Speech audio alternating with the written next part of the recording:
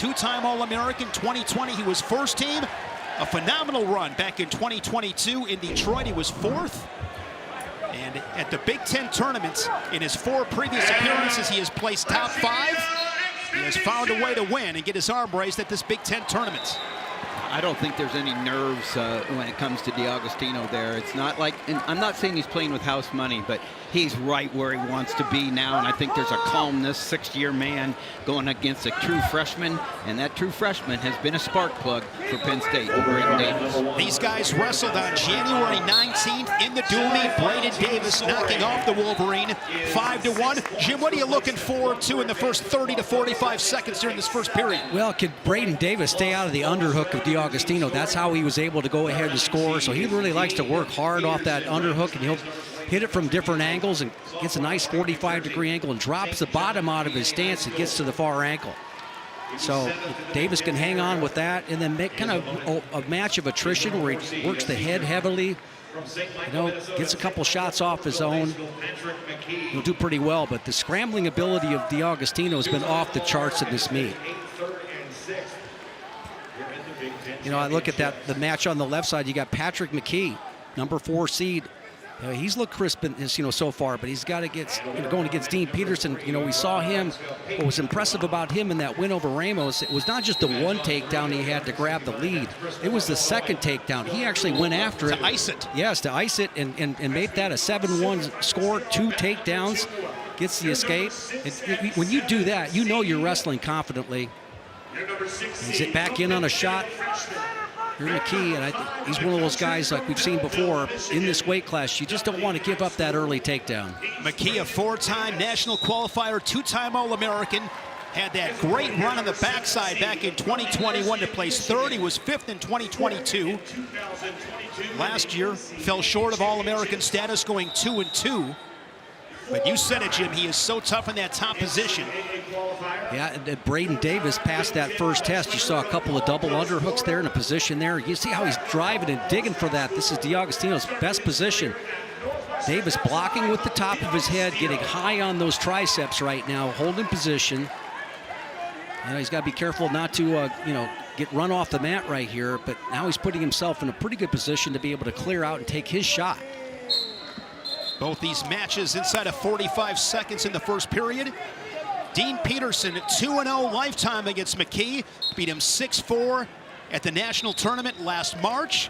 And in late January in the dual meet, another 6-4 victory for the Scarlet Knight from Barnegat, New Jersey. Second meeting this season between Dean Peterson and Patrick McKee. You talked about it, Shane, as far as Patrick McKee liking to get on the mat, and it's not going to be the worst thing for him if he goes through the first period with no score. He wants to be on the mat. He's so strong and he can scramble so well. Davis and D'Agostino scoreless after 3 minutes. Braden Davis, true freshman from Belleville, Michigan, 4-time state champion from Dundee High School. D'Agostino had his choice. You saw him give the crossed arm signal there, deferring. He's going to allow Davis to go down. In the 0-0 match, you can force the other guy to go ahead and do that by deferring. It's really, try to test the freshman in the bottom position.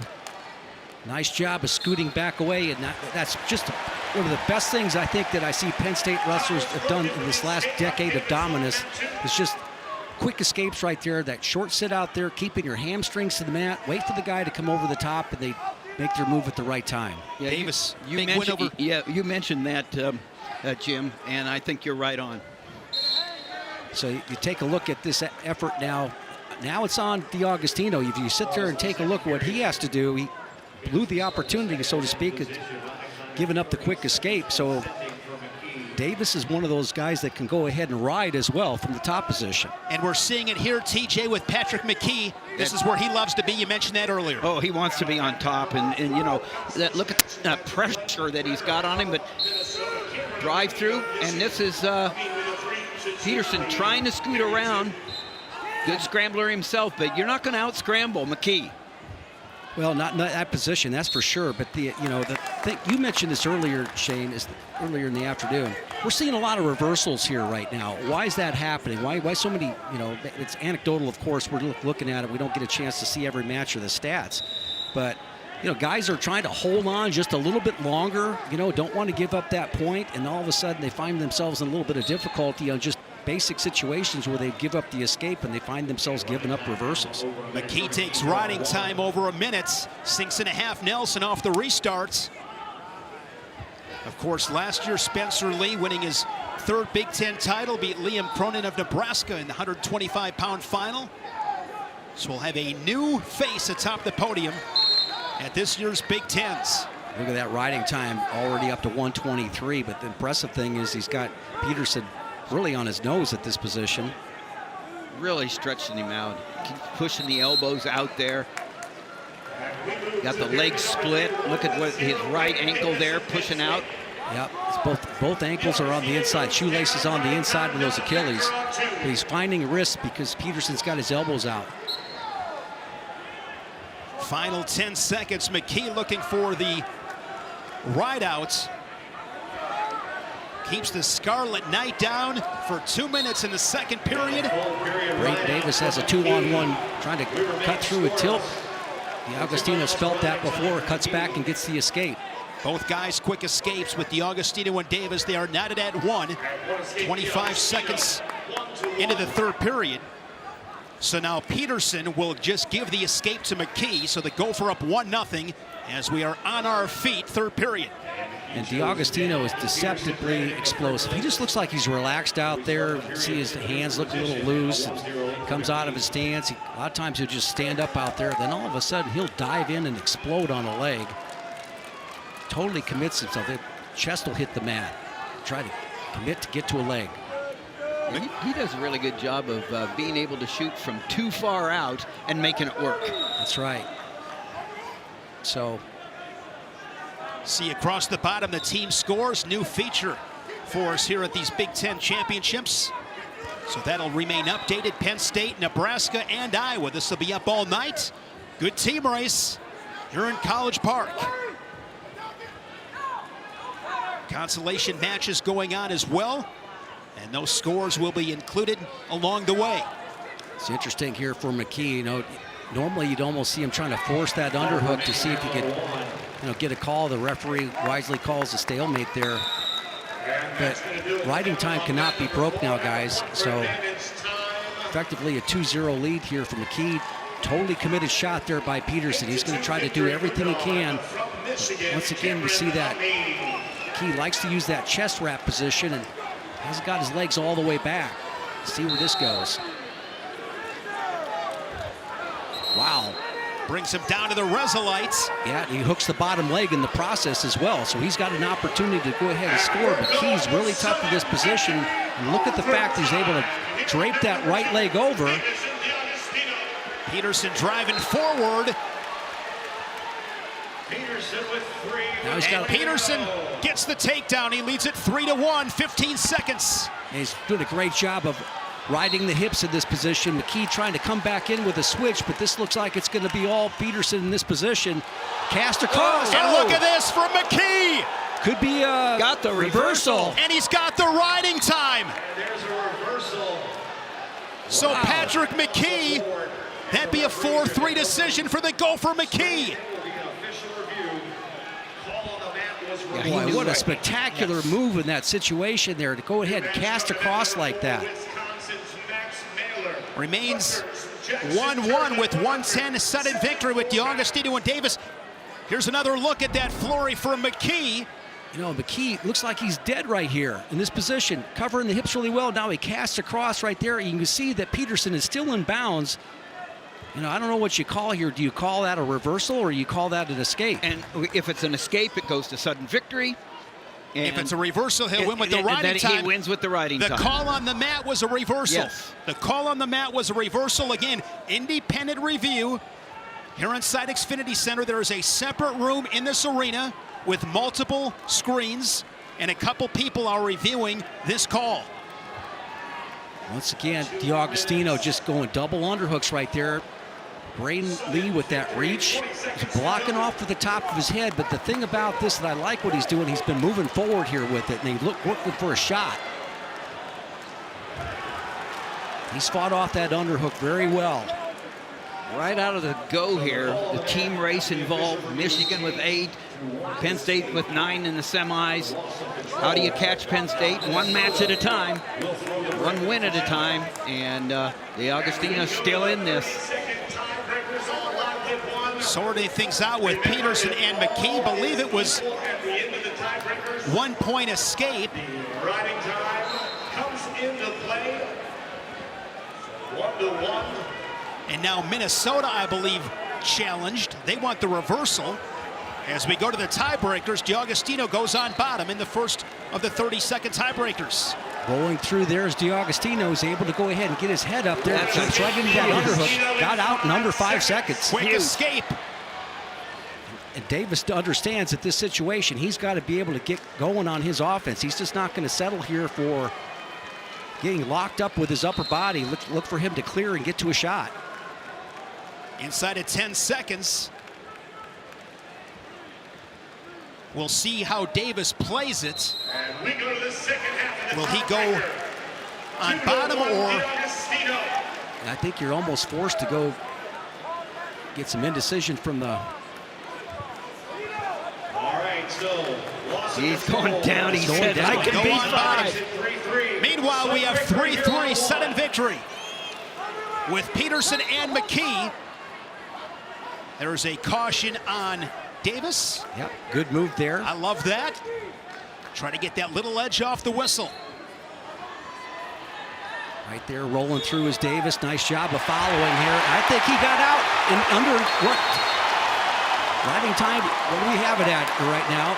Zeros. Zeros? Zeros. Wow. Believe it was both 5 seconds. Time shows 0 seconds, but we have a coach's challenge. And Patrick McKee in sudden victory will wrestle for a Big Ten title, the Gopher, into the championship finals tomorrow at 125 pounds. McKee, the 4 seed, the 3-time state champion from St. Michael, Albertville. It's a down block, and then he was able to run around, get behind the arms there for the winning takedown. Just good job of reading the straight-on shot. I tell you what, guys, the match on the right here with Braden Davis, it almost felt like he got out a second and a half ahead.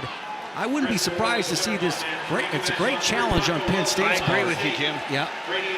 How impressed are you guys with Braden Davis, the true freshman, going on bottom? I didn't see the corner though, but there was some indecision at one point. Well, do I go ahead and do it? Right? And I think this corner looked at, what do you want to do? And he said, I'm going down. Yep. Right? Yep. I think it just tells you a whole lot about this person, Braden Davis. In high school last year, here he is a true freshman, filling in at a weight class that Penn State it's made you scratch your head for the last 5 years. They haven't been since Nico Megaludis. Yes. Been able to have National the guy champion. like Braden Davis.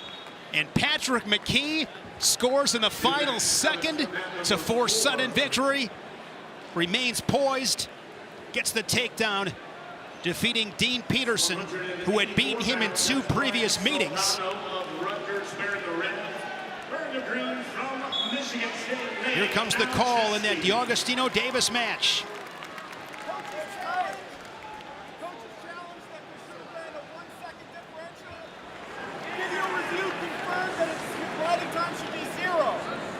So the riding time is confirmed, 0 seconds. So the riding time is 0 2-2 for both guys.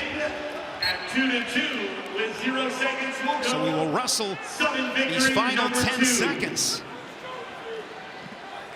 And then we go back to 2 more minutes. So we go back on our feet. The Speaking of winner feet gets there. Patrick McKee, the 4 seed. Speaking of feet, did you see that little hop and a skip by Davis? I mean, this guy is ready for the lights and the stage that he's on right now as a young true freshman, and he just looks excited to be out there. Well, he's got the tie he wants. He likes to be in that little inside position, holding on the tricep right there. This is the first time that that basically Davis has really put his, chin on DiAugustino's shoulder, but he can't really jack him up from this position. Now it goes to the inside trip. Yes, and Davis counters and plants DiAugustino. And this true freshman, has he got it? Yes. is going to wrestle for a Big Ten title. McKee and Davis tomorrow here in College Park. Challenge break is out from the Michigan corner.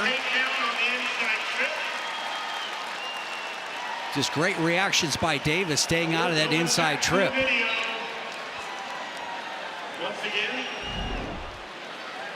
Take a look at this position. Went inside trip, but really didn't have anything over the top like that. Couldn't get the changeover going, and he plants him right on his rear end there, has the bottom leg hooked, and he's clearly, in my mind, taken down right there, particularly when you put the arm up over the top. But we'll see what they call. Yeah, I agree with you, Jim. He had control right here as he goes in for the inside trip.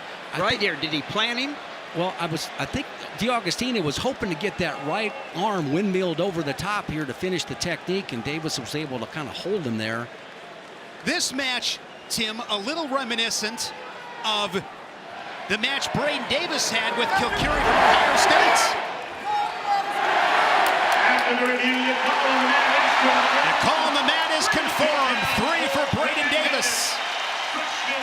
The true freshman from Belleville, Michigan, gives the Nittany Lions a Big Ten finalist at 125. 125 pounds. It never, ever disappoints.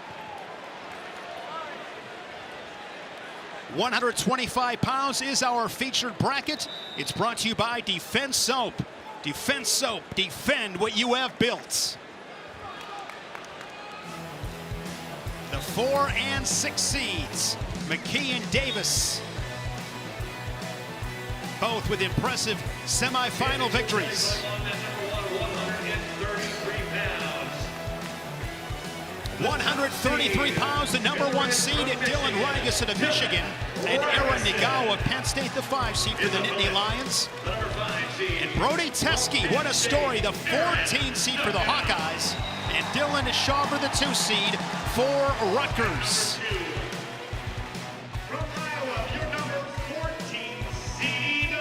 Dylan Ragusin, he's been spectacular. And his redshirt pulled in January. He's gone 23-1 and had that match against Nagao in the dual meets. He pinned the Nittany Lion in sudden victory. That was in mid-January. Aaron Nagao, now at Penn State, last year Big Ten finalist for Minnesota, was an All-American for the Gophers. Those two had a wild match in the duel, ending in a fall for Ragusin. Uncontrolled fall. Yeah, uncontrolled fall, just like a deep sudden victory. And how about Brody Teske? The 14 seed came back and beat Nick Bouzakis. First match.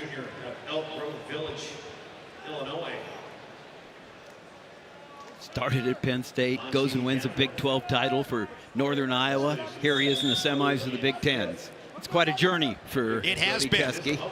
The Four-time state champion, Dodger. Yes. For Dodge. Beautiful shot there by Shaver there, left-handed high crotch, and he's able to dump Teske down. Now he's got the leg scooped up. He clearly has the 3 points there. Boy, that was slick. He got right in, did a really nice job of getting that left arm across to cover the hips. Shaver from Lorain, Ohio, was a 3-time place winner at Elyria High School. He's been really good. 20 wins this season. Began his career at 125. He was there last year, then he was injured. Really good 1-2 punch with Peterson and Shaver for the Scarlet Knights at 125 and 133. Patrick McKee will wrestle for a Big Ten title tomorrow, and he is with Hannah Mears. Patrick McKee, your first Big Ten championship final. You told me, though, that you weren't ready for it until now. Why now? Honestly, I'm just putting the pieces together physically and mentally right now. I truly don't think I can be beaten right now. Just everything, from my, faith in God to, my belief in myself and my thankfulness for wrestling. That's what's getting me here. That was a rematch against Peterson. You got your revenge. What made the difference in this one? like I just said, you know, I'm putting the pieces together at the right time. You know, I'm trusting in my training. I'm trusting in, you know, my coaches and my ability. You know, and honestly, just a basic sprawl wins matches. Hey, best of luck tomorrow. Thank you so much for your time. Shane? Baseline defense. That's the key. We've heard that. It was that down block, and he did a tremendous job. Love the moves that love you back. And Patrick McKee had a surgery last spring on his knee. Had to battle some adversity. Yeah, he was off the mat for a long time. Exactly. Yeah, I mean, he was just like he said, putting the pieces together over his career, but he's just getting back to, you know, getting the reps in and in this season, because he didn't get on the mat until later in the fall. Well, how about this Shawver here, cutting the corner? He's got his ankles trapped a little bit. Teske, all he has to do is bump him a little bit with his hips. He might be able to go ahead and improve his position, and he does. Inside of 30 seconds, Teske gets an answer. With some back points. Gets an answering takedown. Meanwhile, Dylan Ragusin gets a takedown. 90 seconds of riding time. 31 seconds off this restart. This is huge in this match on the left with Ragusin and Nagao. Well, look at all the riding time. You know, we know Nagao is tough in the top position. You go out, get that opening takedown, really solid. Oh, and a rider, Jim. Yeah, well, paid for it right there. Got a reversal given up, but if he can cover the fingers there, get a quick escape right there, he answers with that. So just like an escape. Yeah. And that's big coming late in that first period. Those escapes matter. Those quick escapes. So Teske 4-3 after the first period. So great answering takedown by Teske, because, you know, Shawver was in on a shot. Coming out the back door, it looked like, and able to go ahead doing a little ankle pass, knock him down with his hips. Teske defeating Dustin Norris of Purdue in the quarters, 11-5. Teske with the quick escape. Teske, an alternate for Iowa at this weight class. And Big Ten rules state that when there's an alternate added, you become the 14 seed. Here's Ragusin trying to jack up. Double unders there on your left. That drops back in on a low shot. See if he can work that with not a lot of real estate left right there. But you don't want to go ahead and let Nagao cut the corner on you. End up with a stalemate. That was a tremendous quick escape by Nagao there. He got those hips out really fast, inside 5 seconds, up on his feet. Ragusin had already had, like you said, Shane, 90 seconds of riding time, and Nagao didn't let him get any more. Well, at this stage of the match, there you got to expect Nagao to go ahead and attack that right leg. He really likes to go low and get after it. Ragusin's holding good position, so he understands where Nagao wants to go. Is Nagao going to change it up at all and go misdirection? Teske leading at 5-3, first meeting for Shawver and Teske. 60 seconds left, second period. Ragusin up 4-3. He's got that riding time built up. Good attack there by Teske on the edge. Nope. Wow, Ragusin, I like the way he just tries to keep that pace going. He can go up top, he can go ahead and attack low, and he's not afraid to move into you with those underhooks like that. And that just makes a great impression on the official. Taking territory, exactly. Your mat. Short time, second period. Teske up by a pair as Shawver darts in. This is the position he was at before, but Teske was able to go ahead and control that ankle and knock him down, bump him over. Not really looking to go ahead and, you know, switch to a double. He's going more with a carry action right here. He's knocked Teske down. Can he go ahead and free his ankle up? He runs out of time. Oh, that's a great job by Teske holding on that ankle, knowing what amount of time was left. Brody Teske, three-time national qualifier, was around at 12 in 2021. That's the same year that he won a Big 12 championship at UNI. Yeah, I'm just so impressed with, I mean, he's just got to be, he's tough, he's resilient. You go through 3 programs, you win a Big 12 championship, you're not an All-American yet, and here you are. They didn't make the decision until right before. I mean, if he's anything, he's tough and resilient, Brody Teske. One last ride for the Hawkeye, Brody Teske. Be interesting to see how committed Nagao is to the ride right now. Looking to work that riding time under 60 seconds. Yep. And Ragusin escapes. You know, but with the three-point takedown, it really doesn't, it's not what it used to be. Now they're going to go ahead and go to both corners, and what are they going to look for? Maybe locked hands, or looks like the referees want to take a look at something here. We have an official review here on one. Brody Teske, a 14 seed. I feel pretty confident that there's never been a 14 seed that's wrestled for a Big Ten title, and now Shawver comes right back. Oh, that's really and he takes nice. the lead 6-5 with that takedown on the edge. Yeah, he ran him down and got right at the edge there, and as Jim said, lassoed him and got in on those ankles and got the 2 or 3 points. Yeah, always see that, guys. If you're within smelling distance of that outside line, all right, it's just so easy just to go ahead and look and think it's going to take, but you leave your ankles behind it makes it real easy for the guy to cover on you. Quick escape, 6-6 match. Back on that shot here. That's work. Now he's working to switch to a double.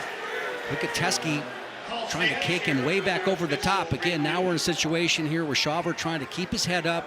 Notice he's up on that left hand. Got broke down a little bit right there. Teske settling for a stalemate. They were looking for a cutback. Nagao guys. on a single leg. What's your secondary shot right now? Okay, for Shawver. He's attacked that left leg of Teske a few times. Now Nagao in on the shot. Good defense there from Ragusin. Potentially dangerous whistle with 1:21. Oh, not one too many times here to the well. Comes back over the top, but look at that action right now. Who can stay up? Look at the scramble with Teske and Shawver. Wow. It's going to be won by the Scarlet Knights. And he takes him to his back.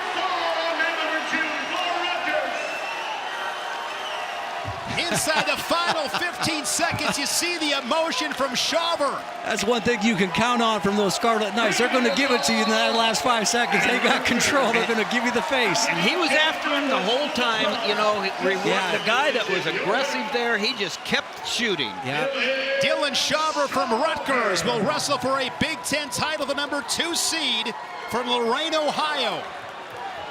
And swallowing on Ragusin. Unbelievable scramble there by both guys right there. Teske almost has him whipped over there, and not many guys get away from this. I can only think of one, maybe Ridge Lovett, okay? 49, rolls him back right there. And a second time, this was maybe even more impressive. Goes through, scoops that bottom leg, and right now he knows he has it. Right there, gets his head up, hips down. All right, time to look at your, trying to look at your corner, man. Slaps the Resolite a couple of times. Oh. Dylan Shawver has wrestled Dylan Ragusin a couple of times this season. Ragusin has won both meetings, but the Scarlet Knights scored first in both those contests. Ragusin trying to hang on. He's up by 2 with 5 seconds. The riding time is locked up, so Nagao would need a takedown to send this one a sudden victory.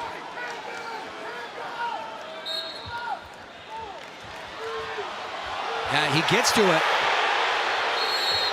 No And points. Dylan Ragusin just hangs on. Nagao almost chased him down and scored.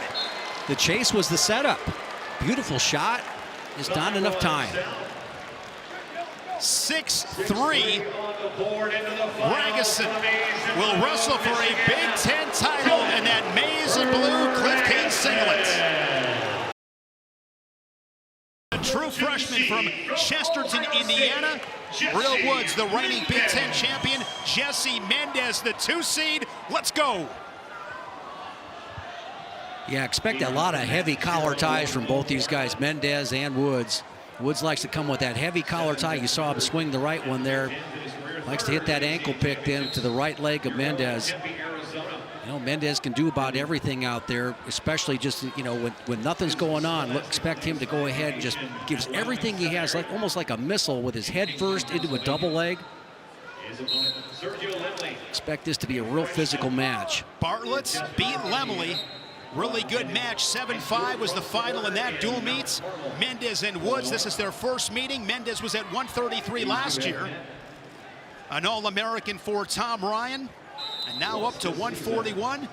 Team scores across the bottom. Penn State leading Michigan and Nebraska. Iowa in 4th, ahead of the Scarlet Knights. Good tournament for Rutgers. Bringing the fight from Piscataway here to College Park, Maryland. The thing I really like about Lemley, you know, the true freshman out there is, you know, he wants to get himself into the action, you know, get himself in a good wrestling position and just see what comes out. And Bo Bartlett, if you keep it close, Bartlett just knows how to win the close ones. Yeah, but don't you sense that Lemley just does a little bit better job than most of the guys that Bartlett wrestles, and just getting a little bit closer to Bartlett. Okay, so Bartlett's always excellent at you know, shooting from distance, nice little space shot. Lemley's that gets a little bit closer than most of the competition does, and it ends up becoming more of a hand fight. And you know, the last time that they wrestled, it was, you know, Bartlett, you know, was challenged, you know, physically in that match. And I think this is why. I think you make a good point about the physical, because Lemley he's powerful and he can wear you down.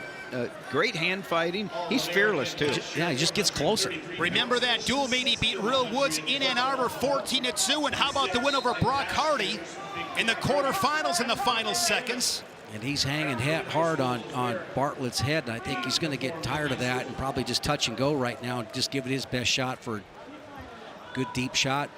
Under You hit 50 it, Tim. seconds. Lemley's fearless. Yeah, and that's why, but to Jim's point, that's why he's staying closer. He's fearless. Yeah. I mean, he's going to wrestle his match and try to dictate both the pace and the ties. You know, I always talk about this. I got stuck on it. You know, you turn on TNT and you know, about every, you know, month, you know, Hunt for Red October, you know, where you turn the submarine into the torpedo.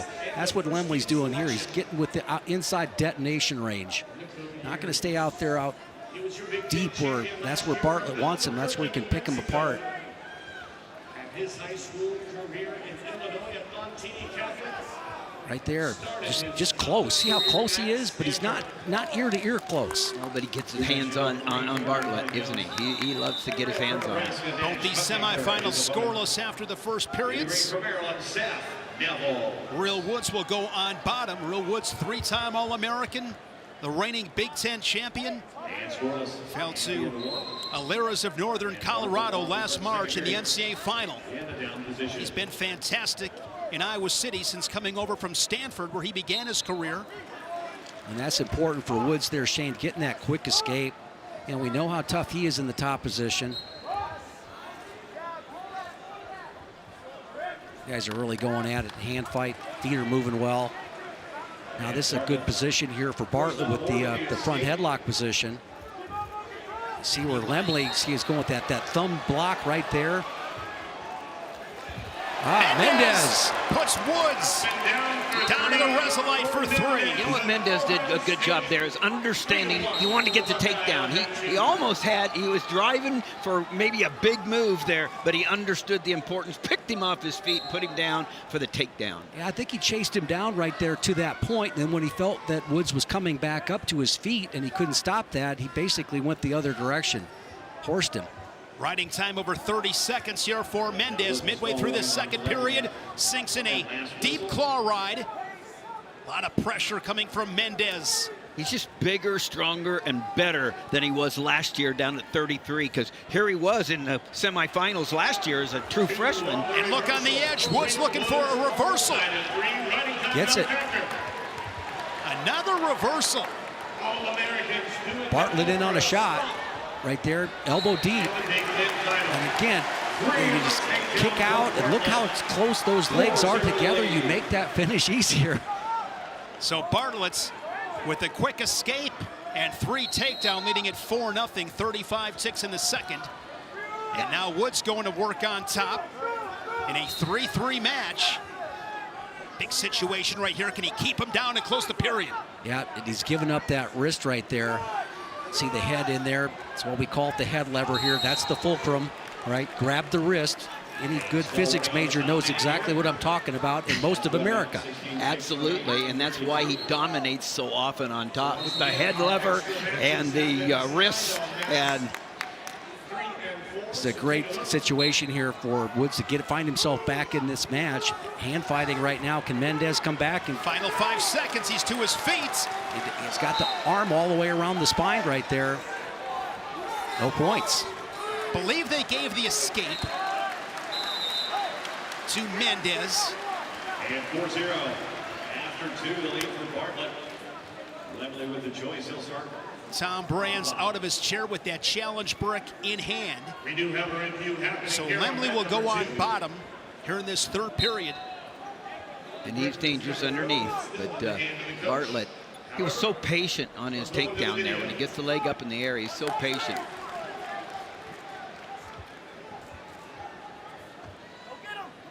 On the right with Woods and Mendez, the only thing I can think of is, would it be an escape? Right. Not sure what else they'd be looking at. Yeah, it looked like the official had a good angle of was that hand all the way across the back? Because now the scoreboard reads 3-3. Yep, shot here by Lemley. In a good position, but Bartlett cuts the corner. He keeps that shoulder to the outside of the thigh right there. Now he's going to be in a great position to get a little elevation. Oh, I think he's close to having three. Yeah. I see he's got the leg there, so nice job there. Lemley hit with the double, went to the single. Now Lemley's in an advantage position as he gets to his feet. Can he go ahead and get enough turn and finish? And he steps back through. Oh. Lemley behind Bartlett. He gets it. And he's got it, and this match is tied up at 4. He's come back. He's just so relentless. And Lemley. Likely to go ahead and let him go here and go for the win. He's got 45 seconds to work with. He trails it by 1. Check into Bartlett's defense. That's has the heavy hands that he was able to employ in the first period. Is this working out enough to be able to tire Bartlett out? So they did not give the escape there to Mendez. 3-3, they're neutral to begin the third period. Down to 20 seconds. Lemley down by 1. Can he do it again? Knocked off Hardy in the final seconds in the quarterfinal. It's just a clinic on how to keep a lead right here. Blocking with the head, staying on the edge of the mat here. Good footwork here by Bartlett. Yeah, he kept his feet in. Bo Bartlett, third at the Big Tens last March in Ann Arbor. And tomorrow he will wrestle for a Big Ten title at 141 pounds, now 20 on the season. Well, you can see why Sean Bourmet has a smile on his face when they mentioned Sergio Lemley. It was a hard-fought match against #1 ranked guy in the country. Freshman's looking great. Yeah, he's got the NCAAs in mind. I mean, he walked off and said, hey, we'll see each other again probably. Riding time and on factor here with Mendez and Woods. Just over 60 seconds left in this third period. It's 3-3. Level change there from Woods. Mendez underhook. Yeah, that's where he wants to be right here. He likes to have this underhook. He'll go ahead and whip over in this position. Also slam the head down. And he's allowed that activity there. Look how he's working the corner. He comes back over and drives. That was all just setting up the angle of attack, slamming him down with that underhook and driving over and creating a great angle here, and he jumps out to a 6-3 lead. Huge. Mendez with his second takedown. Yeah, that was just plain hustle wrestle. Jesse Mendez down at 133 last year, 6th at the Big Tens and 6th in Tulsa. Boy, about 10 seconds before he got that takedown, you can just tell he put it in another gear. He was getting a little bit confused out there by the head fakes of Woods. Good mat return there late. Lost a close one to Nagao last year at 133 in the semifinals, and he's going to turn it around this year. Jesse Mendez, 6-3. The Buckeye Mendez will wrestle against the top seed Bo Bartlett tomorrow at 141 in a 3-3 match. The physicality of Jesse Mendez. Here's that winning takedown. Tell you what, look at him slam this underhook down. Goes one direction, right? Comes one direction, and it comes back the other direction with the whip over right there. But just mainly just drives through with his hips low, his chest up, and drives through, but gets the points. From Nebraska, 100.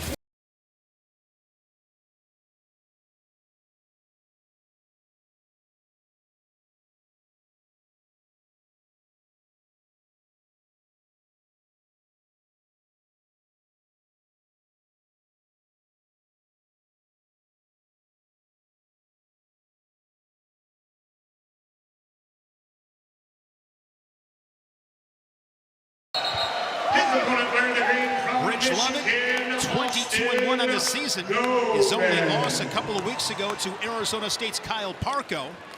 These two Mets, mid-February, was 7-3, Lovett over Kasach. And for Miller and Gomez, last year at the Big Ten tournaments, Ethan Miller had to injury default, so he got the win. And then Gomez beat him in mid-January, 10-6 in the dual meets. So both these semifinals with guys that have wrestled each other before. Two gunslingers here on each screen. Yeah. All the way to the back. Scores first with a takedown on Gomez. Wow, he drove right through. That's a great shot, and he drove with his legs, penetrated, and drove all the way through. Well, if you're going to take Austin Gomez, that's one thing you need to do is take him down, but you also need to stay in the top position. He's been wrestling freestyle, you know, last week, qualifying his spot for Mexico for the Olympics in Paris. And so that's a hard thing, coming down from that type of high and then showing up at this tournament in a different style, you know, particularly in the down position. Ethan Miller, 3-1 following that escape from Austin Gomez. 2:15 remaining in the first period. And if you're Miller, you got to keep this pressure on. You got to keep doubt instilled with Gomez that this is not the same style. He jumps back in on a shot right there. Gomez going with both overhooks right there. Chest lock situation along the triceps now. Having some technical difficulties with the scores at the moment, so we'll continue to work on that. Lovitz and Kasach, no score. 1:45 remaining in that first period. Those two wrestling on your left. Midway through the first period, Ethan Miller leading at 3-1. Wow, Gomez just goes for it, doesn't he? Saw him with that overhook situation right there, looking for some pressure in, looking for the throw. Nice snap down there by Miller. I love what you said about Gomez, too, because I think Gomez isn't afraid because he feels he has the offense that can come back if it goes wrong for him. I mean, big time wrong. He feels like you throw meat at my back, I can make up for it. I mean, when you have that kind of go power, that's a lot of fun to have on a wrestling mat. Austin Gomez, three-time national qualifier, was fourth at the NCAA tournament following that Big Ten championship in 2022. And he's got a leg attack on the edge and out of real estate. They'll come back to the center with 57 seconds left in the period. You know, talking about the match on the left there with Kasach, you know, it feels like about a year and a half ago, but we were doing Penn State Lehigh meet. He got a lead late. And we're doing the meet, and you could look over in the corner, and there was probably about a minute and a half left in the match, and Kasach wasn't on the offense at all, on the defense. And, you know, Kale looked over in the corner. It was just like, come on, man, you can do better than that. It was just that almost, you know, the look that you get in the corner from the coach that doesn't say very much, right? That's about as expressive as he got. And this guy was responded the rest of the season with great offense. The Buckeyes with a Big Ten finalist at 141 pounds, Jesse Mendez, and he's with Hannah. Jesse, you were just telling me that last year felt rough, hitting that semi-slide. So how much more fulfilling does this first finals feel for you, knowing everything you had to go through last year? Yeah, I mean, last year was tough. Coming in the Big Ten tournament as a true freshman, and, you know, thinking I could win it, and then semi-sliding, losing to a lot of the guys that are in the finals today. So, you know, it feels good to finally make the finals, and, you know, I'm not done yet. Your opponent is Bo Bartlett. He's the only guy in the Big Ten that you've lost to so far this season. How do you blemish his unbeaten record? Yeah, I mean, I just go at it with a winning mindset. I fear no man, and, you know, you can expect offense. I'm coming, and that's my only regret from the last time I wrestled him is I didn't get to his legs enough. Hey, thanks, Jesse. Shane, he said he's coming. Jesse Mendez, you know he'll bring the physicality, and he'll get that slickness of Bo Bartlett. Should be a great final tomorrow at 141 pounds. You know, Ethan Miller has done a great job at dodging some bullets here in the last minute. Great defensive response to a couple of attacks by Gomez. Single leg here for Miller. This time, he's able to kick out of it. So, you know, Gomez usually likes to shoot to that right leg. We saw him go off the mat in that situation. I think Miller's leaving it hanging around there for him to be able to attack, but it's not a straight-on shot. It's more of a step to the outside high crotch shot, and Miller beats him again to the punch. Yeah, he's been able to get to the leg. Cuts across. Oh, look at the scrambling here from Gomez. Now the Wolverine has the advantage. Miller and Gomez. And they go off the mat. It was tight. Miller was really in a bad way there. It looked like he was about ready to get scored on. But to Miller's credit, just continues to wrestle, staying on his offense, getting to the legs. Now the pace, I mean, this is who can keep it up and who can keep attacking, because it's not like Miller's just been on defense. He has taken 3 or 4 good shots, including the takedown. Lovett got the quick escape early second period. They are short time in the seconds. The Cornhusker leading at 1-0. Oh. Kicks out of that, but that's the leg that he likes to attack to. That's more of the shot that he needs to get to. Kind of waves at a misdirection shot right there to the other side. Gomez picking up the pace right now. Misdirection shot, but he did get to the leg. Comes back, tried to collect the far leg, but he gets to the far thigh this time to drive through, and that'll be points. Gomez has his first lead, up 5-3. They're a little bit different look in body language right now. The body language of Gomez is go, go, go, and it looks like Miller's slowing down a bit. He's been battling hard.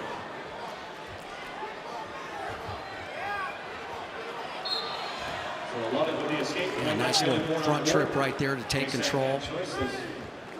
This match with Lovett, third period. Kasak, believe, had the choice in the third and shows neutral. I think that's a good call.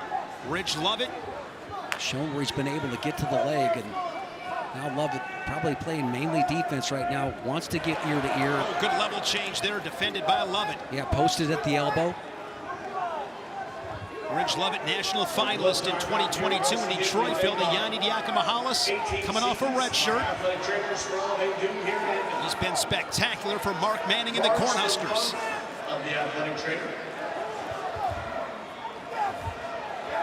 Yeah, drops it on a shot right now off of that go behind, but now Kasik's got a little situation here developing here. We're cutting around the corner. What Lovett does not want to do is get that shoulder to the outside of that knee. See that shoulder got to the outside of the knee? Now they're in a roll-through situation. Which direction is Kasich going to be able to go? Down to 45 seconds. Right, you're being aggressive here, but you're being a little bit cautious as well here. It's kind of like climbing rope. You know, you can't just let go of the rope and just grab something. You got to keep everything tight if you're Lovett. You have the lead, you're winning the match. Able to cut off across, grab that far ankle. You said it, Jim. Lovett, they're staying patient. And now up 4-0. And this is one of the few guys late, 15 seconds left. You let ride with the legs, but you can see that in these situations, you get a little tired at the end. Riding with those legs, unless you're an expert here, you can flop to the outside. And great mat return, Shane. Ridge Lovett, the #1 seed, into the Big Ten Finals at 149 pounds. Out of Post Falls, Idaho. Ridge Lovett. And we move to period number 3. Third period with Gomez and Miller. The Terrapin will go on bottom.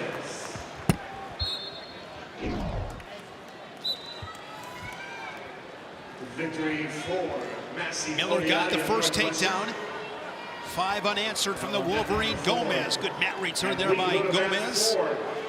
This is Cal Miller of Maryland and Felix. Carroll Stream, Illinois. Won 3 state titles at Glenbard North, went to Iowa State, then Wisconsin, and now in that Michigan singlets. 5-4 now for Gomez. Cygerine. 3 schools. Cyclone, Badger, and Wolverine. Looking to win a Big Ten title at a second school. And Lane Frazier of Indiana. Oh, posting shot there, yeah, by Miller. Jump on 3. 141 pounds. This is the 11th place bracket. Northwestern's Colby McLean is opponent from Purdue, Grayson Clark. Angel Rivera giving Miller enough time to figure that out. What happened there looked like I got poked in the eye a little bit.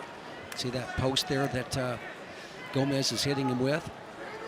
Riding time a non-factor in a one-point match. Ethan Miller looking to become Maryland's first ever Big Ten finalist. Of course, Maryland coming to the Big Ten from the ACC. Not a good history in the ACC for the Terrapins.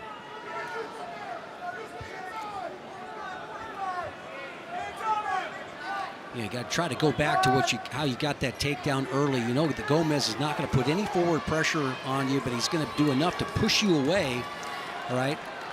Quick reactions to everything you do. Is you got to almost put 1, 2, 3, and maybe get yourself in one of those throw situations where Austin's had a difficult time not going for everything. Get him to panic out a little bit.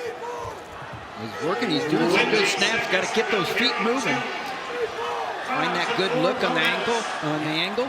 Down to 15 seconds. There's a stall call on Gomez. And Gomez gets to the body, and he's going to put a cherry on top of this one.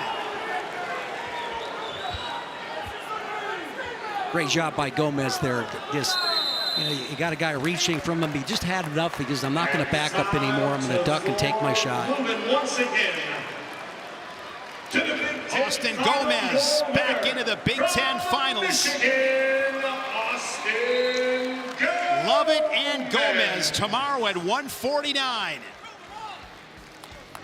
Coming up at 157 pounds.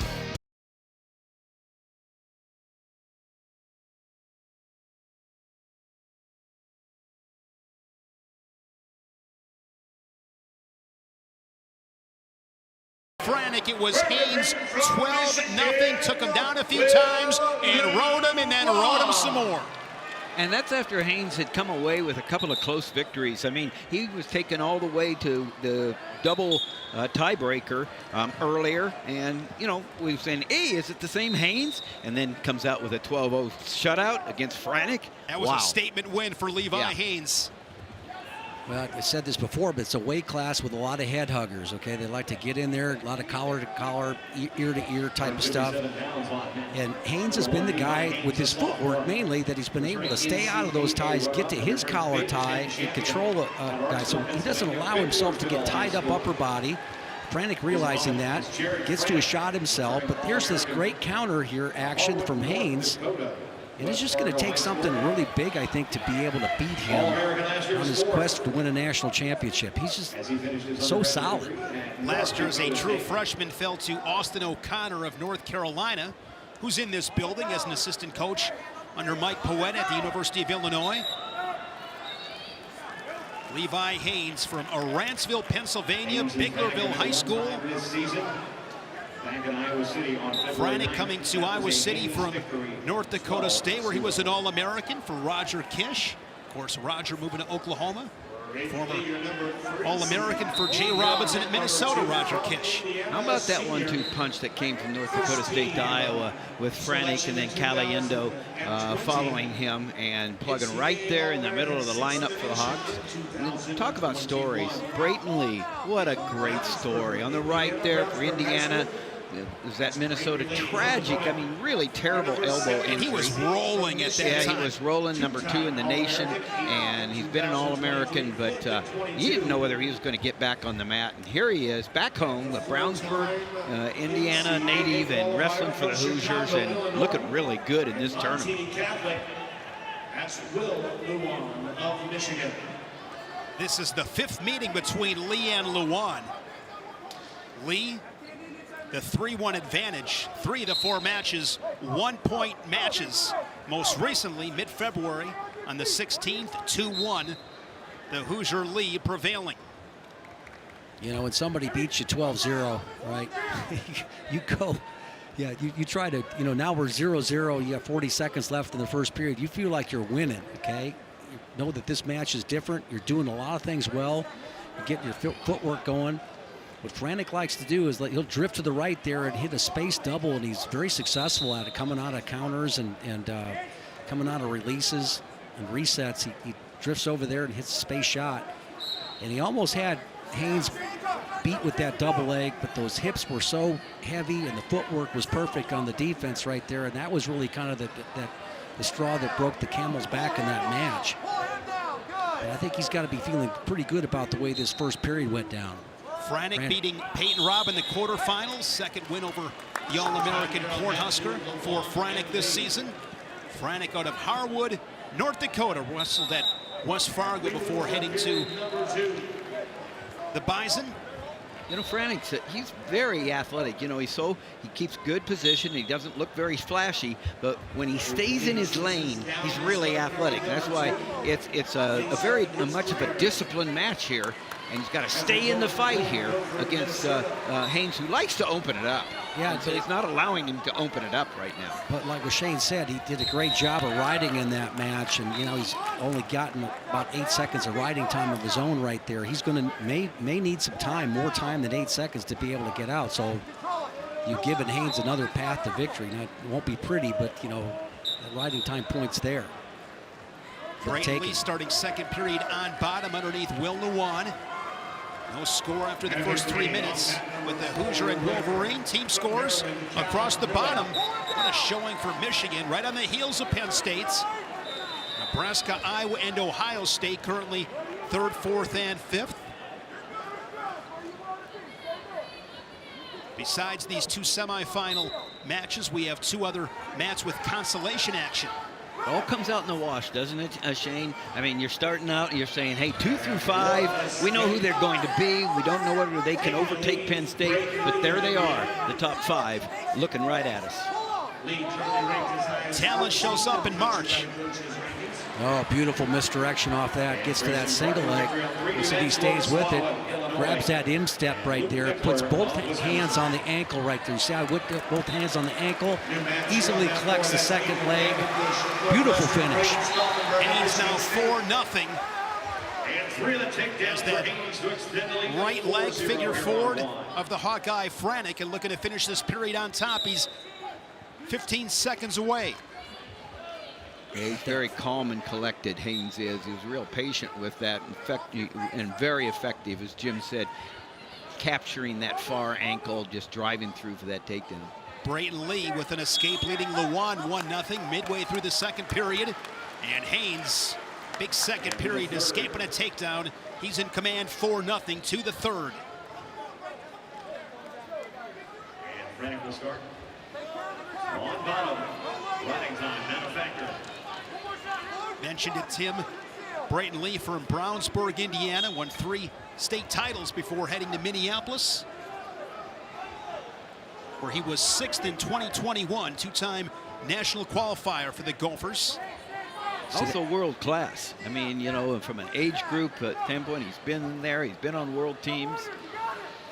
The way he's getting that right leg in there, figure fouring on the inside of the leg there and spreading him out.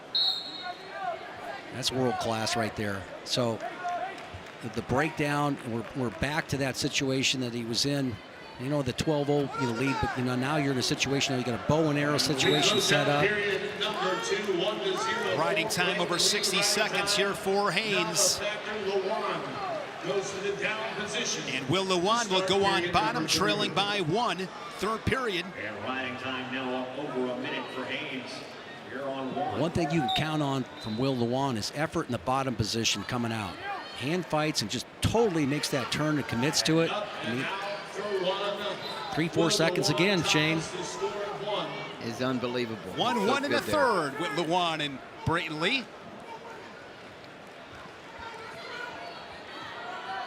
Will Lewan, 2-time All-American, 5th in 2022, 8th last March in Tulsa. Was a Big Ten finalist in 2022. Lost to Ryan Deacon of Northwestern in that championship final. Lewan, 3rd at the Big Tens last March in Ann Arbor.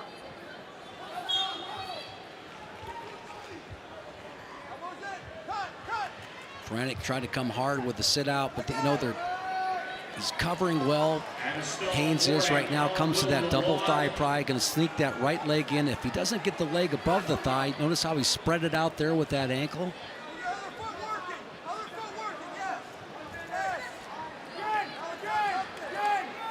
Good work chopping him down.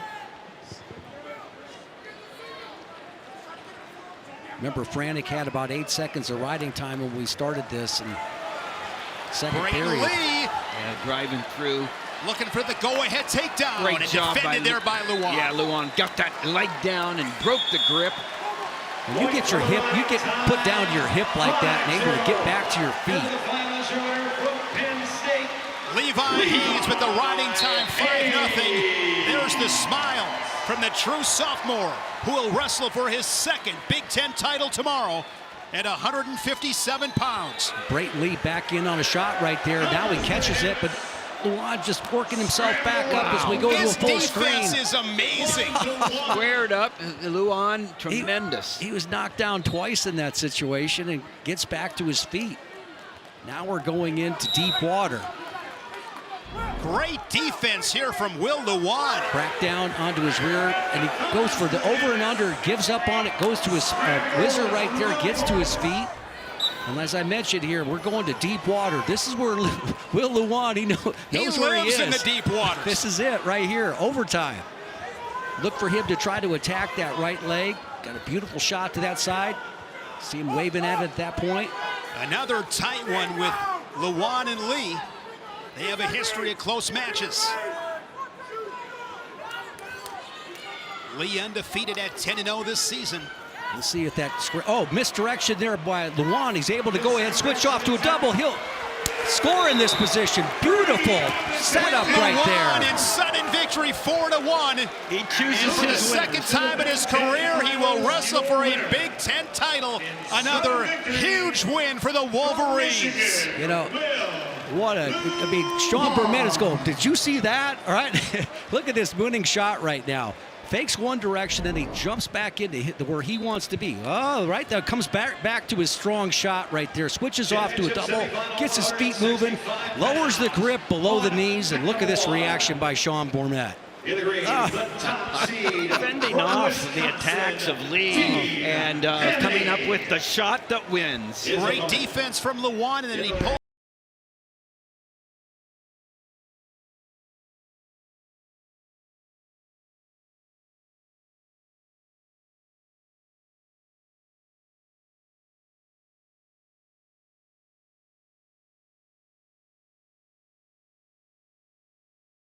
For Iowa. We love this weight class. Dean Hamady, 25-1 this season. Yeah, not a lot of guys that are standing around in this weight class. Look at the low shot there by Hamady. Looked like he was out of position there. Now he finds himself coming out the back door. And Messenbrink one more time, right? Didn't take long, 30 seconds in a quick takedown from Messenbrink. Hamady scores as well. So much activity by all four. And here's Hamady scoring back points against Antrell Taylor, who's had a great freshman year. But junior out of Joliet, Illinois. Taylor in sudden victory defeating Caleb Fish of Michigan State. That's in close the to being- quarterfinals, looking for a fall is Yeah. Dean Hamady.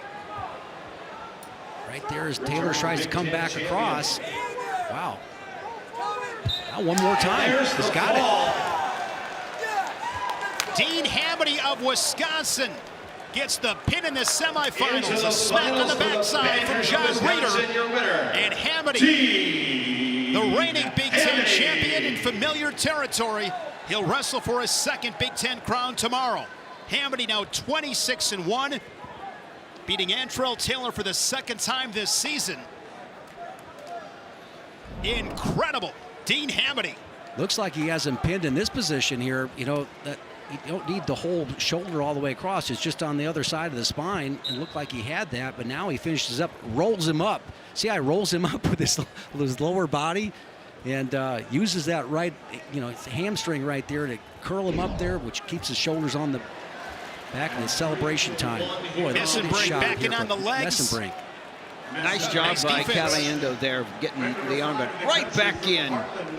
Messenbrink in, down block by Caliendo. Good activity by Caliendo because Messenbrink's coming after him. He just peppers guys. Messenbrink with that pace, Well, I think what he does, suffocating pace.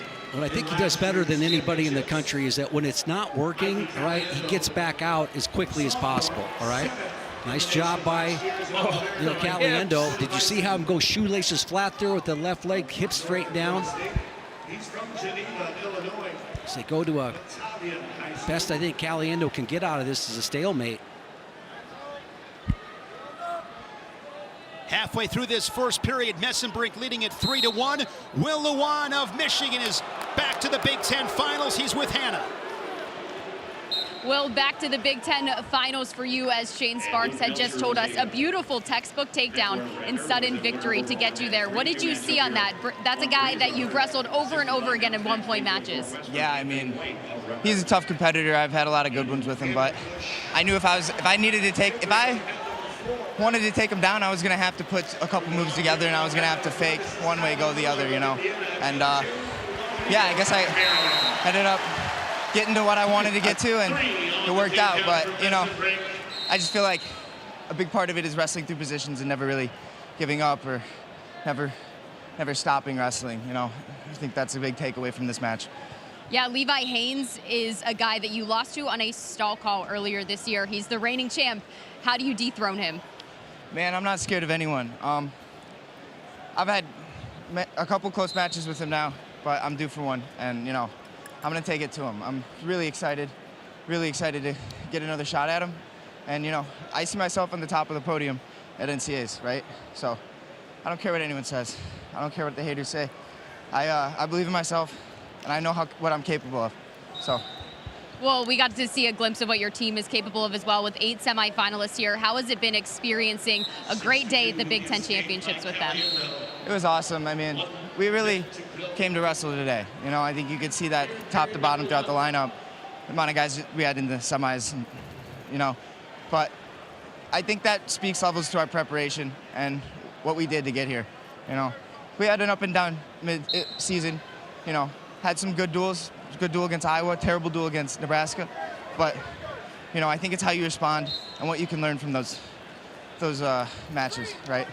Well, we got a glimpse of how you responded today, heading to your second Big Ten final, Shane. What a day for Will Lewan. He pinned Michael Blockus, the number 2 seed in the quarters, and then hands up Brayton Lee his first defeat of the season. Lewan disposing of the Hoosier in sudden victory. Lewan will get Levi Haynes tomorrow in the 157-pound final. Mitchell Messenbrink, just 9 points in the first period, leads at 9-3 to the second. It speaks to how good that he is, that he's able to go ahead and finish these clean shots on Caliendo.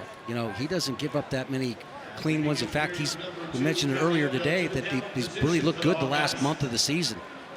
And Messenbrink, as mentioned before, doesn't get trapped in positions that don't love him back. He just gets back to a neutral after taking a bad shot he's not comfortable with. He gets back quickly to a neutral position because he knows he can get clean shots and clean finishes. Really been an impressive season for him. These two met in the dual meet. Messenbrink defeating Caliendo 12-6 as Caliendo with another escape, another tally for the Hawkeye, 9-4. I think Messenbrink just wanted to go back to his feet there because there was nothing that said that Caliendo was going to get out. And he goes right to that right side, the good thigh pry there. And it's just really hard to navigate for the opponents, and he's just saying, "Hey, I'm having the time of my life out here on my feet." Sweep single there. That's what I'm talking about. He's in a little bit of jeopardy in that position, comes right back out of it, gets to neutral.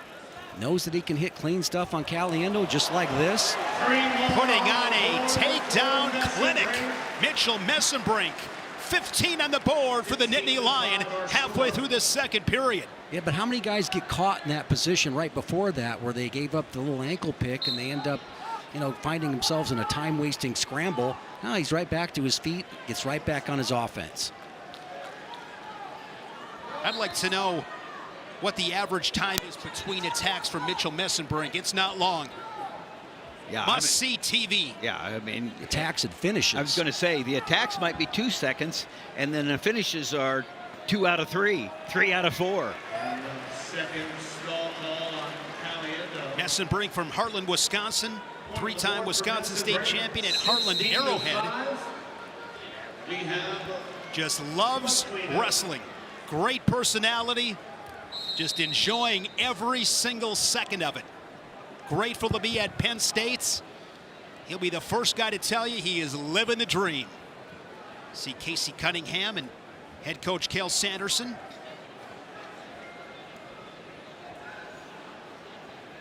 Possible matchup if Messenbrink hangs on with Dean Hamady and Mitchell Messenbrink. Yeah, hanging on is like Shano. That with he's on the attack. Nobody's safe. Yeah, nobody's safe. But what a showdown that would be. Just a clash of styles too. I mean, Hamady's got the range of a 184-pounder. You know, with that length. Look at this scramble situation here by Messenbrink trying to stay in the top position in short time left in the period and end up being a stalemate.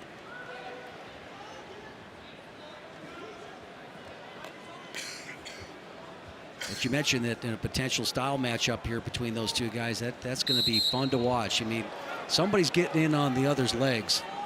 Who's going to be able to finish? I'm just thinking about I might not be able to sleep tonight, Shane. I mean, that match, dandy. Messenbrink and Hamady, wow. So they're both springy. They're both high attack rates. They're both great on top. Be really curious to see how many points combined in that matchup. And the energy they both bring. They both love bring to such, score a lot of points. They, I think they let it fly. I think it could be one of those crazy, 17-13 matches. What do you think, Jim? Would you anticipate a high-scoring match? What do you think? Well, I'm with you now. I'm feeling guilty about talking about it here before this match is over with, but I'm just like, can't wait to get in that conversation as quickly as possible. Final seconds in the second period. 16-6. Messenbrink will go on bottom.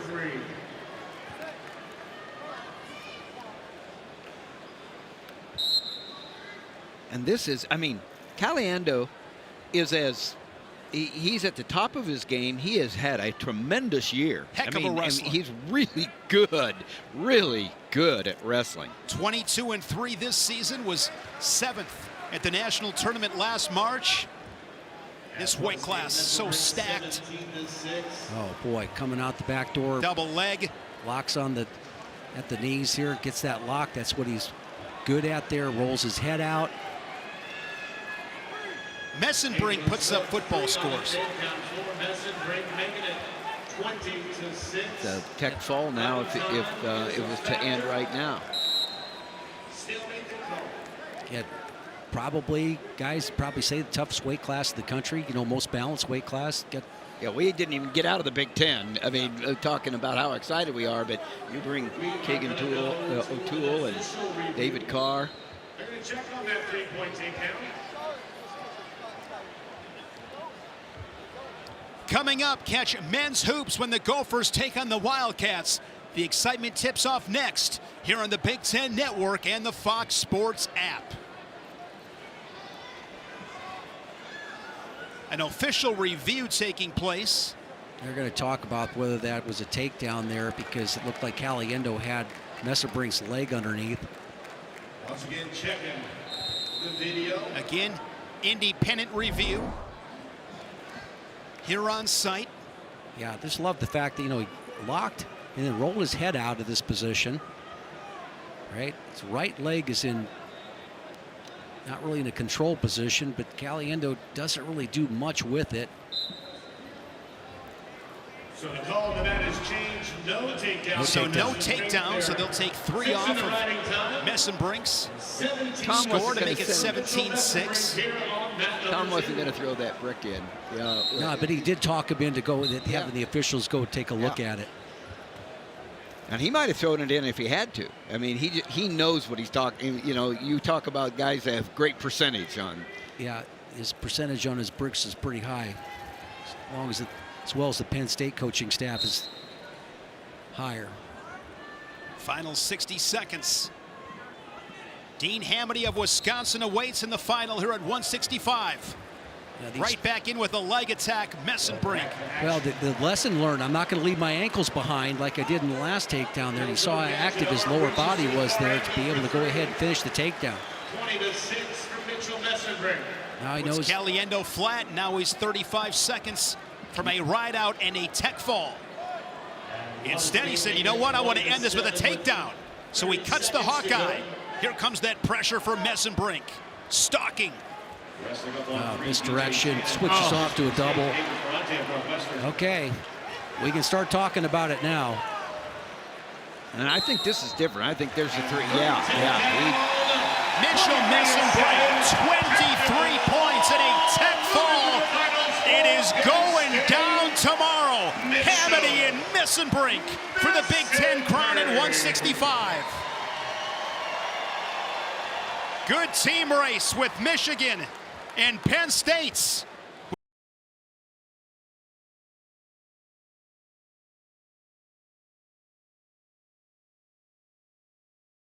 Andrew Sparks, 13-5 on the season out of Costa Mesa, California.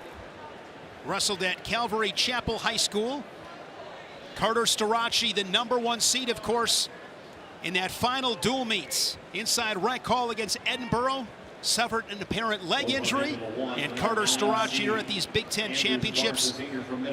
Injury defaulting 2 matches. Unfortunately, his 64-match win streak came to an end, and now he will wait for his seed at the upcoming national tournaments in Kansas City. So Andrew Sparks, the 9 seed, wrestling Edmund Ruth, the #4 seed. Ruth with 20 wins. These two met back in early February, 7-1, Ruth over Sparks. Yeah, Ruth can really get it going. I mean, he's got it in every position. He's great on his feet, but he doesn't have a high attack rate. He's very confident. He's in great shape, and he's good on top as well, but he's satisfied with close matches, and he doesn't have to be. Ruth out of Harrisburg, Pennsylvania.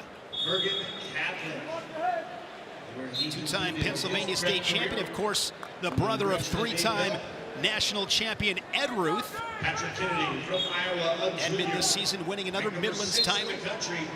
Round of 12 last year at the national tournaments.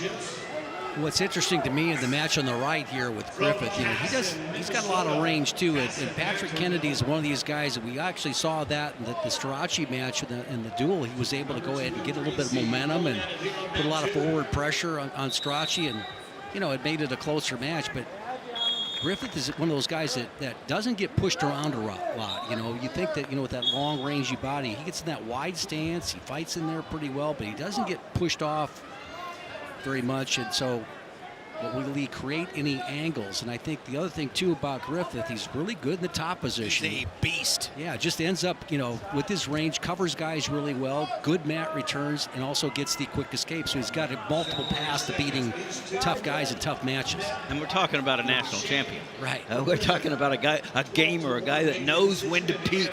He does it every year. He's been first, he's been second. He's had a tremendous career at Stanford and now here. Won the national title in St. Louis in 2021, then down at 165. Back in the finals in 2022 in Detroit, lost to Missouri's Keegan O'Toole, and then was 5th last March in Tulsa. 4-time All-American, first team back in 2020, then at Stanford. You mentioned it this morning, Shane, but he basically was the catalyst to saving the program at Stanford. They had dropped it. And then, how do you know, in a sense, there was a lot of alumni and fans, but how do you drop a current national champion? I mean, they just produced a national champion. It helped the cause. It was the deal right there. And they had a really solid year at Stanford with Chris Ayers in his first year coming over from Princeton. Well, Tim, I just add to that, not only did he save his program, but he saved about 9 or 10 other programs because they saved them all. So it's just like, you know, you have a lone athlete, and ESPN did a great job of featuring him on his journey. The guys wrestled in the black singlets and said, you know, this isn't right. A program or an athletic department, a university with that much wealth should not be discriminated against men of size like that. Yeah, it wasn't a money issue, that's for sure. These two wrestled in the dual meet. It was 11-1, Griffith with a major decision. And one thing we know at Patrick Kennedy, a Big Ten finalist a year ago down at 165. Michael Caliendo comes from North Dakota State. Kennedy bumps up, little undersized, but this guy is just going to fight you tooth and nail until the end. I would say, you know, Shane Griffith is at the top tier. You know, Patrick Kennedy is absolutely in the tough tier. You know, just gritty. Four-time Minnesota State champion at Casson Manorville High School. National qualifier a year ago for the Hawkeyes. Ruth leading it 1-0, just over 60 seconds, second period. And Griffith with the escape, 1-0 over the Hawkeye. Now Griffith being the one that's putting the forward pressure on. So good with that underhook on the right side. Trying to get the ankle pick on the right leg of Kennedy. One thing that is worth noting, Iowa is in danger of not having a Big Ten finalist. Of course, one of the great streaks in all of college wrestling, Iowa has had a national finalist every year since 1990. One of the great programs in college wrestling. See the team scores on the bottom with Penn State leading Michigan, Nebraska, and Iowa. Ohio State, they're in 5th place under head coach Tom Ryan. Buckeyes winning a national title in 2015. The Big Ten as a conference has won 16 straight national championships. Neutral here in this third period. And I gotta believe, Jim, it's because of Kennedy's respect for Griffith in that top position. Yep, took neutral position. Sparks goes on bottom, third period there on your left. He's done the right thing. He got right on his offense right there. Can he finish it? But he splits his grip right there with that inside, broke on the inside wrist, and Kennedy came off of it, tried to go around the waist. Yeah, Griffith's so sneaky, strong. No stalling calls in this match so far. That was a good opportunity for Kennedy on that single leg, unable to finish. You're correct. You're not going to get many opportunities like that against Griffith. Again, big, wide stance. Just a lot of distance that he can cover. It's a good job of hand fighting. You can see they've got their fingers locked up right there. Underhook here from Kennedy, left side. He's got to work this right now. He's just got to do what he can. Now Griffith's able to block with the top of the head. He's got the far wrist tied up. Kennedy comes collar tie. He just doesn't get pushed around. Down to 50 seconds.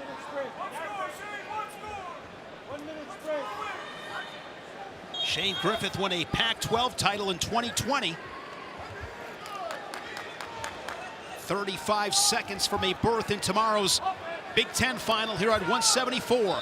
Ruth and Sparks, 1-1, 40 seconds, third period. Riding time on factor, and Kennedy just misses. Kennedy has been good, putting good forward pressure. Another shot by the Hawkeye. He's got the chest wrap right there. He's actually sliding off to the side, getting a little more room. Now work to cut the corner. It's just experience. He's just got such a feel for the sport, you know, and what we talked about, it transcends the Resolite right here. He's just got a great feel for the sport. Down to 10 seconds. Kennedy goes for something big, defended by Griffith. And the Wolverines have another Big Ten finalist. This is Shane Griffith at 174 pounds. Sudden victory with Ruth and Sparks. And that's going to do it. Yeah, Ruth with his nice shot right there, low level, collects the three. Edmund Ruth for the Fighting Illini. He's into the Big Ten finals. Ruth and Griffith. Moving to the finals. I think Griffith just cost Michigan a team point. He threw his headgear, and I think Griffith might have hurt himself. Hurt his left ankle, guys. He had a hard time with that in that crackdown position. So developing story here with Shane Griffith. I think it's right here at the edge of the mat here. Look at it.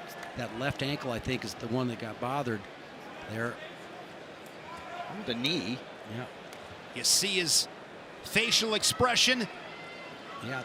Hobbling back to the center, you see the frustration. Not a good sign. Semifinals on mat number 1. Wearing the red. I don't think it was.